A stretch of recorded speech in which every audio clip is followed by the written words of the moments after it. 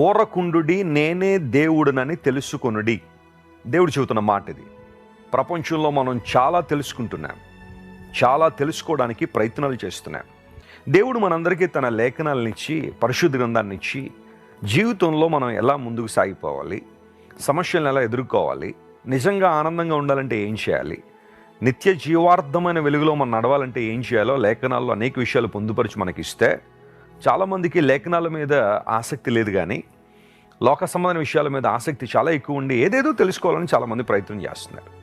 అయితే అన్నిటికన్నా ప్రాముఖ్యంగా మనిషి తెలుసుకోవాల్సింది ఏంటి అంటే, ఒక మానవుడు పరమార్థంలోనికి రావాలి అంటే, ఒక మనిషి తన జీవన అర్థాన్ని తెలుసుకోవాలి అంటే, మొట్టమొదటిగా ఆ వ్యక్తి దేవుణ్ణి తెలుసుకోవాలి. దేవుడు మన సృష్టికర్త కాబట్టి సృష్టికర్త గురించిన అవగాహన మనలో ఉన్నప్పుడే ఆధ్యాత్మికంగా మనం పటిష్ట మనస్థానానికి వస్తాం, ఆధ్యాత్మికంగా పరిపక్వతలోనికి మనం వస్తాం, మెచ్యూరిటీ అనేది మనకు వస్తుంది.